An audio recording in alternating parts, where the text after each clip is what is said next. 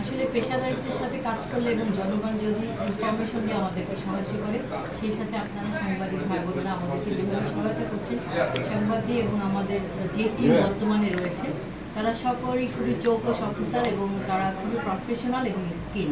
তো আমি বিশ্বাস করি সকলের সহযোগিতায় এই সাফল্য আমাদের আসছে।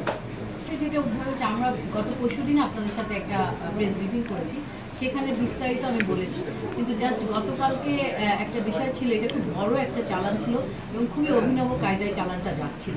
ব্রাহ্মণবাড়িয়া থেকে এসেছে, আমাদের যে 3 জন ধরা পড়েছে তাদের কাছে 40 কেজি গাঁজা উদ্ধার করেছে এবং এমনভাবে ওই সেই সাথে ওই মাইক্রোটা আর আরও কিছু জিনিসপত্র ছিল চালানের। তো এটা আমি বলবো যে 40 কেজি কম না, বিষয়টা এত অভিনব ছিল যে আপনার পক্ষে বোঝাই সম্ভব না যে এর মধ্যে গাঁজা থাকতে পারে।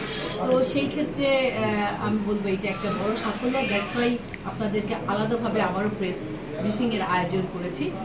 এভাবে আপনারা সহায়তা করলে আমরা আরেকটা বিষয় ছিল আপনাদের, যেটা রেডিও কলোনিতে রিয়ামণি মার্ডারের বিষয়টা আপনারা আমাকে জিজ্ঞাসা করেছিলেন গতদিন যে আমরা তাকে কেন ধরতে সমর্থ হইনি। আপনারা দেখেছেন যেদিন মার্ডারটা হয়েছে তার পরের দিনই আমরা আসামিকে রংপুর থেকে গ্রেপ্তার করতে সক্ষম হয়েছি।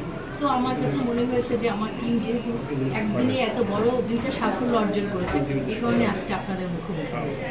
আপনাদের কাছে আসলে আমি আপনাদেরকে বরাবরই আসার পর থেকে বলছি, ক্রিমিনালের কোনো দল কিছু থাকে না, ক্রিমিনাল ইজ ক্রিমিনাল। আমরা দেখেছি যে রিয়ামণি হত্যাকাণ্ডের সাথে কে জড়িত, আমরা সেই অভিযুক্তকেই খুঁজে বের করেছি, সেই ক্রিমিনালকেই খুঁজে বের করেছি। আমরা কারো ব্যক্তিগত বা আদার্স পরিচয়কে আমরা প্রাধান্য দিই।